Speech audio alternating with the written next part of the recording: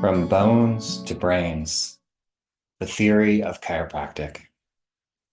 As I sat in my favorite coffee shop, sipping coffee and watching the autumn leaves dance outside the window, I couldn't help but smile.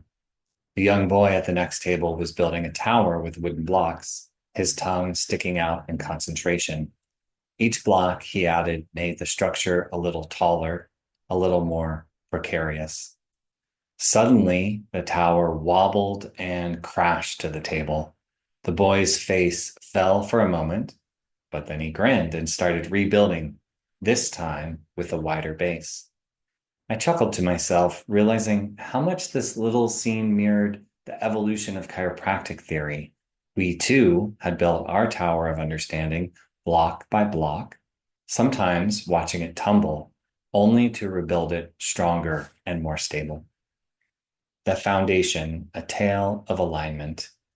In the early days of chiropractic, we were a lot like that boy with his first tower. We focused on the tangible, the visible, the alignment of the spine. Our tools were our hands and x-rays, our goal to straighten what was crooked. I remember my early days as a chiropractor poring over x-rays like they were ancient maps, searching for the treasure of perfect alignment. Aha, I'd exclaim, pointing to a slightly tilted vertebrae. There's the culprit. But as time went on, something began to nag at me. Some patients with picture perfect spines were in constant pain, while others with spines that looked like roller coasters on the x-ray bounded about pain free. It was as if the spine was whispering a secret we hadn't yet learned to hear. Enter the nervous system. Just as our profession was scratching its collective head over these puzzles, neuroscience burst onto the scene like an enthusiastic dance partner, grabbing our hand and pulling us into a new, complex, and beautiful dance. Suddenly, we weren't just bone doctors, we were neural cartographers exploring the intricate maps of the nervous system. It was like switching from a paper map to Google Earth. We could zoom in and out, seeing how each part connected to the whole.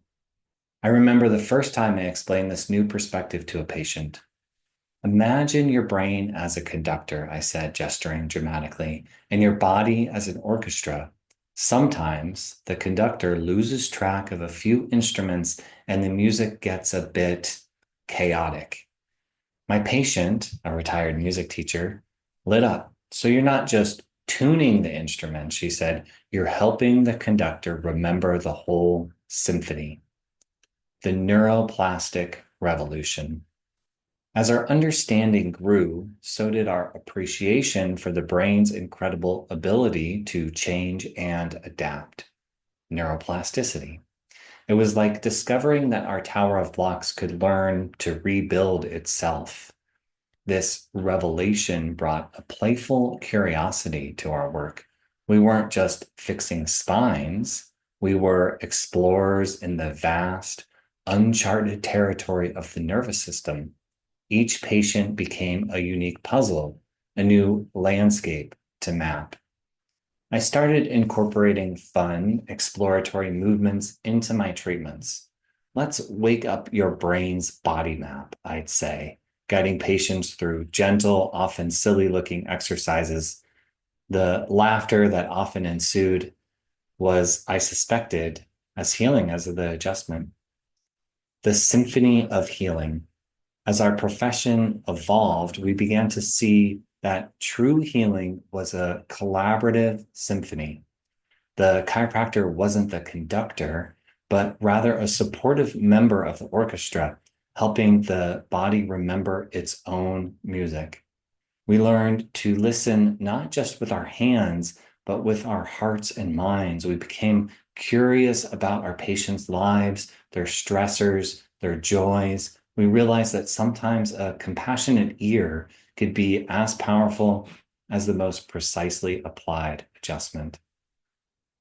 The ever-growing tower. As I watched the boy in the coffee shop continue to build and rebuild his tower, I realized that our journey in chiropractic was far from over. Each new discovery in neuroscience, each patient interaction added a new block to our understanding. Our tower of knowledge might wobble from time to time, but with each rebuild, it grew stronger, more flexible, more able to withstand the winds of change. As I finished my latte and prepared to head to my clinic, I felt a surge of excitement.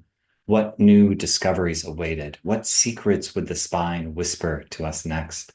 I stood up, catching the eye of the boy with his block tower. I gave him a wink and a thumbs up.